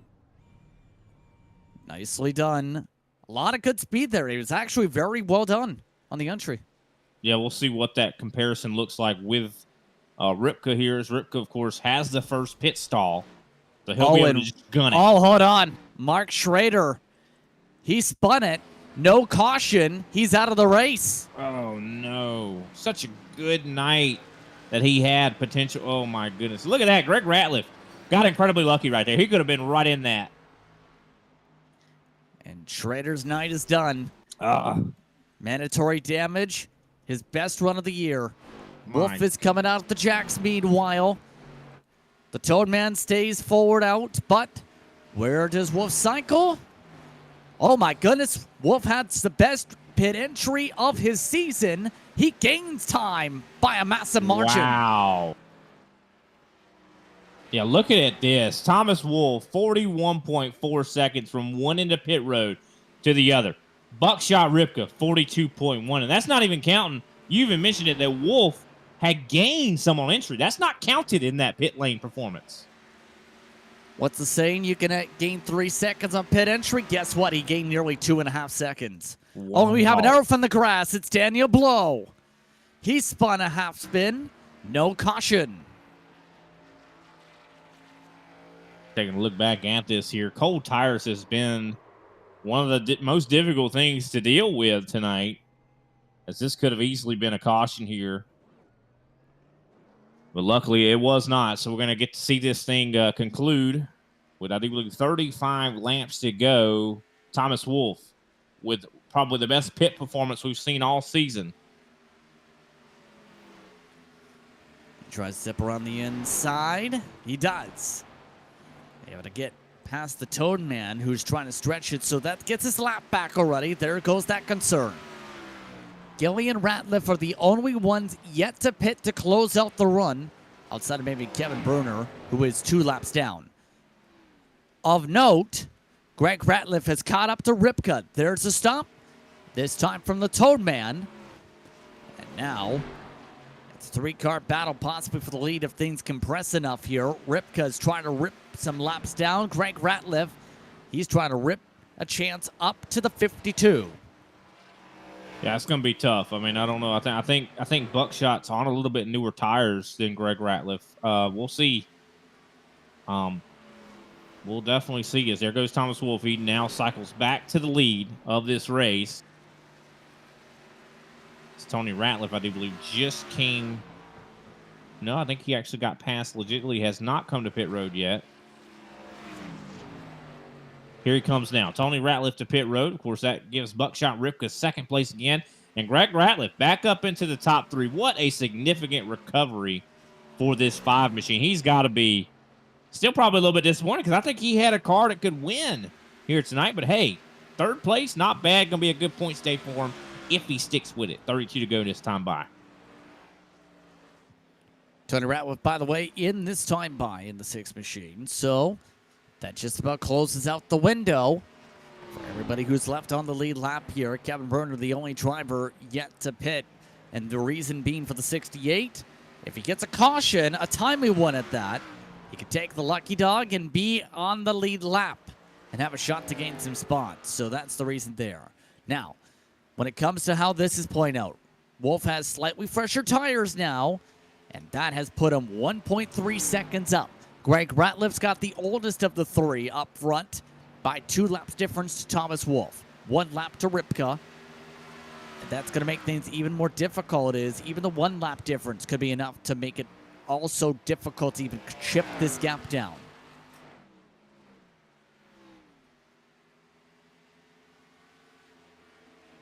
Yeah, this is definitely curious to see how does it continue like this. I mean, Buckshot, he's going to be probably hoping and praying that some sort of caution comes out that can possibly give him another shot at it. But man, what a storage season so far that Thomas Wolf has had, or should I say second half, as he has won the last 3 races. Can he make it 4? They're going to start outlawing this guy if he wins the 4th. I don't think they want to do that. I mean, I'm just playing. He's just doing what he needs to do to win the championship, right? Again, Yeah. most laps led, already guaranteed. That's a bonus point. You also talk about already in terms of how things structure, in terms of the race. You already have race winner. We talked about that.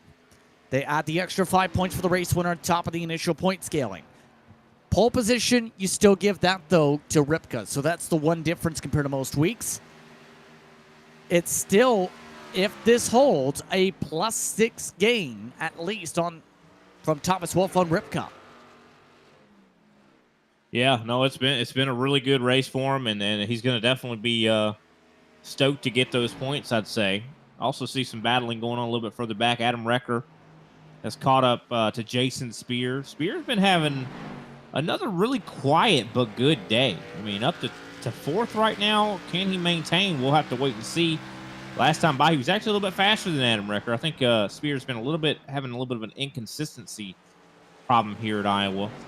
Also, George Dibble, good run for him. I mean, really, probably his best run all season. 6th place. I mean, that 94 has been not very impressive. Of course, Banks King, very impressive. Love that. But his performances has not been. I think tonight has been one of his best performances, and could he keep that momentum going? We'll have to wait and see. In regards to Dibble's case, by the way, he did have his best finish of the year 9th last time out. He's in line for his best all season if things hold. Adam Recker, mind you see him in the 5th position. He's looking for just a second top 5. The last time he ran up in the top 5 was Texas, remember. That's about nearly 2 months ago already. Yeah, this season's been flying on by. I mean, this whole year has flown on by. I can't believe we're already on the verge of 2024 here, Justin. I mean, it's been been flying by. It's Thomas Wolf starting to pull away once again on Buckshot Ripka. Now out to 1.8 seconds of a lead, and man, you got to just feel. I can almost feel the pain of Buckshot Ripka, the man, reigning champion, of course. Won last season in the NASCAR Cup Next Gen, of course, for the, I think that was the Spring Series. And unfortunately, this has not translated as well to this Xfinity, Winter Series here. Or Fall, I should say. Still 22. Coming up 21 laps to go. This upcoming time by. The gap's now 2 seconds. Ripka continuing to lose ground by about a 10th per lap. Ratliff then in the 5 machine, losing a 10th a lap to Ripka's pace. Spear and Recker the closest battle on track. Left on the lead lap. That's separated out by 1 second. And again, when it comes to the closing stage of a season like this, That's been the most interesting thing to me, at least in terms of the way it was scheduled out to close this season. You have to be good at short tracks. Iowa, North Wilkesboro, Phoenix. You throw Martinsville into the mix. You're talking about 4 of the final 6 races being on short tracks, partly with following the real-world schedule, but partly with the tracks inserted in to close out the season. No, that's definitely an interesting point. I mean, because I know we saw a lot of the big tracks, the mile and a halves, early. I mean, which is just definitely curious. I'm wondering if they maybe did that with some intelligence behind it to really make it to where the short track drivers were really going to be the ones that were benefited from it. I'm definitely curious. It seems like Wolf has been good at about every style of track, though. That's the bad thing about it. Remember, when it comes to the other series, too, they have basically a rotation of the racetracks that are utilized. You talk, for example, IRP is a part of that rotation. They have, actually, for the other series, they run Rockingham's in a mixture of some of the rotation. They threw Michigan in for the 1987 cars. Homestead and Martinsville are amongst the staples. They also race at series tracks like Nashville Fairgrounds. They're not afraid to shake it up so long as it's on the real-world schedule. And again, remember, this is essentially a fixed series league for those asking the question. Yeah, one of the better fixed series leagues, too, I'd say. I mean, it's been so clean, so green. And even at a track like Iowa, I'm curious to see if they're going to be able to keep this this green trend going at North Wilkesboro. I think there's going to be a lot of hurt feelings next week. And with a lot of these races towards the end being short tracks, I think we could see some tempers flare. Haven't seen any tempers really this season yet. Most of these guys have been so calm, so collected. I don't know. Does that hold? Are we in for some surprises as we come up to 15 to go in just a moment? That's the big question, and a good question at that. Let's find a few stages of this race.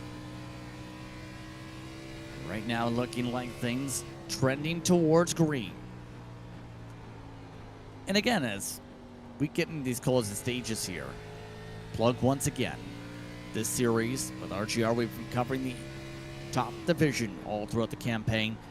Throughout the week, they also did 1987 cars. That's a growing series. They also have a lot of drivers, some of them even truck specific, based on their schedules. That's Thursday night run as of late. The series has a lot to say, at the very least. Some good questions coming along from some of our fellow racers like Chad McGinley. Hello, Chad. How are you? Yeah, definitely glad to have some those kind of guys watching out here. Chad, a very talented driver, was almost a champion at the conclusion of the Global Racing Truck Series, but definitely has got that championship level performance. Can't wait to see him tomorrow night. Hopefully in the next gens at Atlanta in the Grid Vision Super Speedway Series. Yeah, that should be a fun night. I hope. Well, Atlanta is a really tricky super speedway. I mean, put it this way, there was a lot of discussion from SSRL for the truck series on what Atlanta are we going to run? Because people looked at that schedule after the rotation before last week's race and were in the Discord for about a day asking, can we go to Legacy? Can we go to the Legacy one? Can we go to the Legacy one? They went to the Legacy one. So it is a very unique super speedway in that it's not necessarily built for a 1.5 mile shape. After all, you're thinking about a 1.5 mile being, well, a 1.5 mile. It just drives different compared to anything else on the super speedways in the history of NASCAR. Oh, yeah, it's definitely a very unique super speedway, that's for sure. And, it's grown on me a little bit, but it does have, it's not, you're not immune to the tire wear there, which is, I think, the difference between other super speedways and it. But here we go. Now less than 10 laps to go for Thomas Wolfe as he tries desperately to capture his 4th win of the season. As well as we see Todd Gilly further back trying to catch up to George Dibble. battle for 6th place. Todd Gilly last time by was about a 10th, a little over a 10th, I should say, faster than Dibble. Under 10 laps to go in this race. Right now, Wolf continuing on what's been a near-perfect run. He is reaching lap traffic. Daniel Blow, since that side spin, he has been holding on as hard as he's been capable of, with the fall-off for him being nearly a second and a half. Yeah, definitely struggling quite a bit in that race car. 25.4 last time by. Will Wolf have any problems getting by him? I think Buckshot Ripka's hoping that that's the case. I doubt it, though. Wolf has been, like you said, he hasn't put a tire wrong really all night long.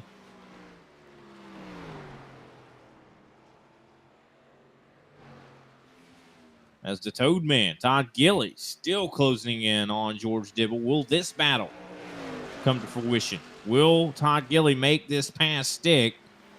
As, of course, you see Tony Ratliff behind them. He, of course, is not on the lead lap. Keep in mind, Gilly's on 4-lap fresher tires. He can do something here. He's got a real chance, in fact, because the fresher tires, so long as he hasn't buzzed them. He's a 10th of a lap quicker on the average right now. Yeah, Todd Gilly, I mean, I talked to him a little bit before the race and kind of jumped up there into the Discord channel, talked to him and say, hey, you know, how are you doing? What do you think about the racetrack? And he says he loves this track. So, trouble! Went to the wall. And it looks like the Toad Man followed him into it as well. Both of them have damage. We stay green. That is unfortunate, to say the least, as, of course, Thomas Wolf has caught the lap car of Daniel Blow. And he has a 3-second advantage on Buckshot Ripka as he gets ready to start lap 198. Going to have 3 laps to go. Running out of time for anything else to be shuffled forward here. Wolf, he's just outright dominated tonight since finding his way out front with the first caution of the race. He hasn't looked back since then. In turn, just 7 cars in the lead lap, half the field, either laps down, or in the case of 4 of them, out of the race. In these final few stages here, of note, the Toad Man, after that hit to the wall, falling back, less than 2 laps to go.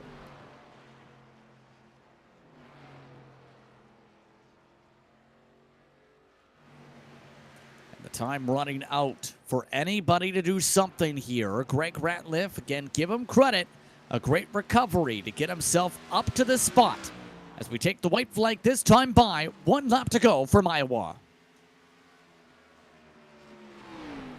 And here we go. Can Wolf make it just a couple more corners as he files onto the backstretch? Just has to keep it clean for 1 more set of corners. He will for the 4th consecutive week. The checker flag waves for car 91. It's Thomas Wolf, who chips away at the lead once more for the championship fight. What a performance for the 91.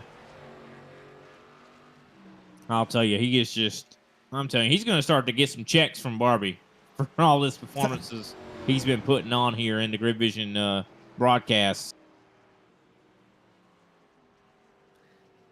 Unreal, to say the very least, on how that's played out and how everything's played out here tonight. And now it's the 91 who gets to burn it down here tonight. Let's take a look in turn at the unofficial race results if we can, because Thomas Wolf won by nearly 4 seconds. Greg Ratliff behind Lance Ripka. That's Jason Spear and Adam Recker. George Dibble, best run of the season in 6th, despite the hit to the wall. The Toad Man in 7th, then everyone else laps down. Blow, Tony Ratliff, Bruner. The DNFs tonight: Schrader, Collins, Williams, and Tiffany here on Grid Vision.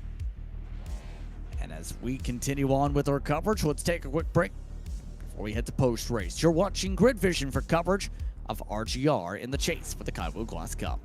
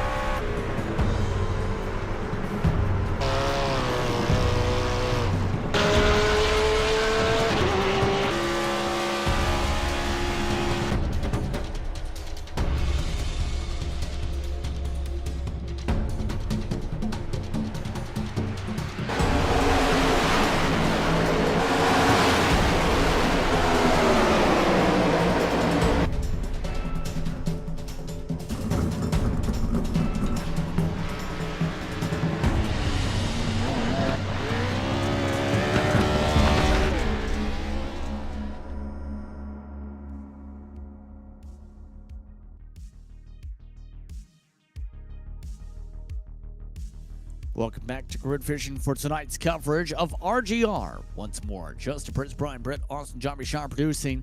Let's move into post-race coverage here on Grid Fishing. Our top three already standing by. First is Greg Ratliff. Picks up the third place run. Greg at one point was in the battle for the race lead before the timing of the caution flags, and prior to the past couple weeks had gone on a stretch of top three runs that was broken up by missing Martinsville Speedway a few weeks ago. Greg, talk us through what happened through your mind tonight as how things played out for you. Well, I felt like in the beginning I had a pretty good shot if I could have just, continue what I was doing at the start and not have any mistakes. But, I made some mistakes and I had to battle the rest of the night to get back up. And in turn, how tricky was it to make sure you played the right call after initially getting pinned the laps down with the caution period and the near spin, mind you, after the first pit cycle? Oh, that was tough. I was just, I didn't know what to do really. I just had to do something and hope it worked out. And I kind of did, but I was pretty beat up at the end there, man. My tires were just shot. And so in turn, as we continue on with the season, next is North Wilkesboro. Your thoughts on that circuit for this car? Oh, well, I like North Wilkesboro. I've had some good runs there. It kind of suits me. But you never know with this crowd here, man. They're all tough, and I'm looking forward to it. I like short tracks. Well, any shout outs you want to give for tonight? Just all the RGR guys, Todd and Kailu Glass for sponsorship. And I'm a member of Lost Wrench Racing, and I'd just like to shout out to Tony, my brother, and Jamie Bray, who's the owner of the league and team. Eric Whiting, Michael Walker, George Dibble, just all a bunch of good guys. We practice together and makes it fun. Well, congratulations on the run tonight. Thank you. Once again, a solid run from Greg Ratliff. It's a top three and a recovery drive, mind you, for being laps down. Second spot went to Lance Ripka. He's with Brian. Lance, definitely a good run for you tonight, but just not good enough. What did you need to win this race? I mean, was it the cautions, the way they fell? What could have been different here for you? I think first caution that bred the rest of the cautions. I feel like we could have went caution free. It would have been hard to get around me. But getting caught a lap down after that first caution, pitting early, just kind of made me have to run a little bit harder and chew up my tires a little bit faster than old Wolf had to do. So, I guess, I don't know, maybe conserve a little bit better. But, when you're trying to race Wolf and trying to beat him, you can only conserve so much and try not to allow that gap to get too big. Now, I know you also, of course, had an opportunity to short pit him, and you did by a lap. I mean, were you surprised at how good he was on his performance on pit road that gained the time you should have gained back? Well, I felt no matter how short I pitted on that last one, I think he would have come in a lap later. He just hit the pit stop perfect and was able to come out another couple seconds ahead of me. And I apparently was a little bit too conservative getting in and lost that time. But I think no matter when I would have pitted there, I think he would have came in a lap later. I don't think he was willing to give up that spot. Well, definitely. Hopefully, that's a good call to action for you. North Wilkesboro is next week. What can you do to possibly seal the deal there?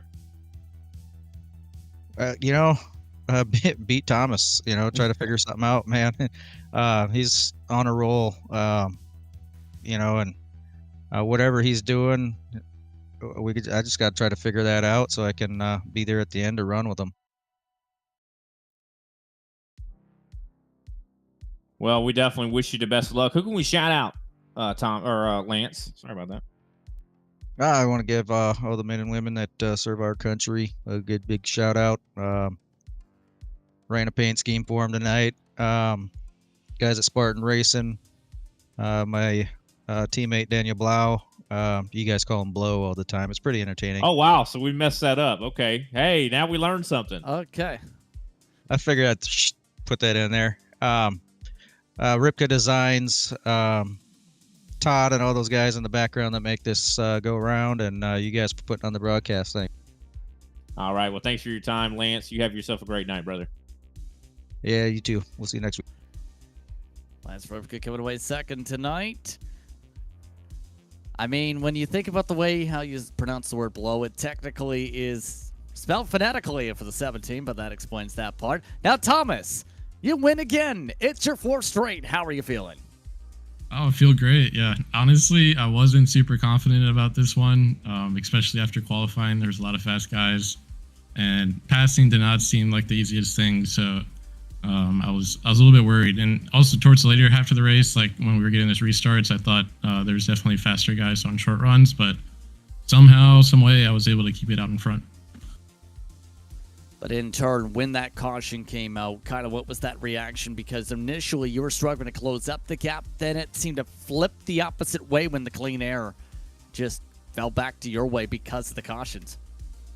Yeah, when the cautions came out, going in this race, I had a couple magic numbers in my head as far as if we just went green flag, like the RGR style, green flag racing.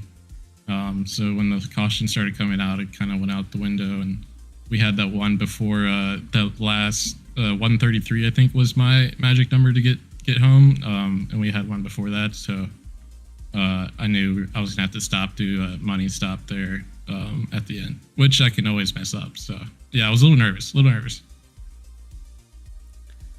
But now, with this tonight, this chips down the gap unofficially to about 14 points. And based on the calculations and how Ripka's been consistency-wise, you basically need to win out. How much pressure does that apply, knowing you can't afford a mistake if you want this championship? Man, yeah, I was gonna ask you guys if you were able to run the numbers for me, because I've been taking looks here and there at the standings. Yeah, that's a lot of pressure. I've been telling my wife every Sunday, okay, like I need to win tonight. Like I can't get second or third, or else I'm not gonna win the championship. So I need to put a little extra practice in today. And luckily she's been understanding. So hopefully that's the same moving forward. Now, anyone you want to give a shout out to after tonight's run? Oh yeah, just shout out to the guys, shout out to the league, Todd, TJ, Kylu Glass for sponsoring. Again, shout out to you guys for commentating. You guys do a great job each week. And I've been seeing you guys more and more on different leagues, so it seems like you guys are doing a great job for yourself, and that's exciting. So keep it up. Once again, congratulations on the victory tonight, Thomas. Yep, thanks guys. 4 straight for Thomas Wolf this evening. He gets the job done once again, and again, that kind of adds to the pressure. He just said himself, it's a lot. And again, based on those bonus points, it's a realistic fact. If you want to win the championship from far back as what he was about 4 or 5 races ago, you need to basically get the 5 bonus points for the win. No, yeah, definitely. I mean, and the thing about it is because the season has been so short, it has come down to one bad race could take it from you. And I think that he had those kind of races earlier in the season, and that put him in like almost a must-win every single race kind of situation. But the thing is, he's risen to that occasion, which is truly a thing of beauty to see. And I can't help but root for that 91. I mean, he's been doing fantastic. Of course, what does Ripka do to answer? I think we're going to find out next week. In turn, what's coming up this upcoming week of racing? Let's take a look at the schedule, shall we? Once again, Grid Vision Super Speedways tomorrow night, Cup Cars at Atlanta. That should be a fun one at 9:30 p.m. Eastern Time. Then it's Champion Truck Series racing on Tuesday from Homestead. That's at also 9 p.m. Eastern Time. Then on Thursday, it's the SSRL Truck Series at 9 p.m. from Bristol. Be sure to tune in for seeing how drivers survived the tornado that is the last great Coliseum. Then, do you like fun? Do you like racing? Do you like road courses? Do you like something I'm not going to refer to? The Turkey Trot at the Glen. Watch it and you'll understand a bit more on what I'm trying to talk about. RGR, meanwhile, was on Sunday at 9 p.m. Eastern Time from North Wilkesboro. You can catch that all here on Grid Vision. Remember, winter time's underway. Do you want your series on this station and this channel? Contact Grid Vision today to learn more. With that being said, it's time to say goodbye tonight. For our broadcast colleague and Brian Britt, for our producer Austin Jarvie Shire, I'm Justin Prince saying so long. Enjoy the rest of your evening. You've been watching the Real Good Racing League and its chase for the Congo Glass Cup for the fall campaign. Here from Iowa, congrats to Thomas Wolf, your winner from Newton, Iowa.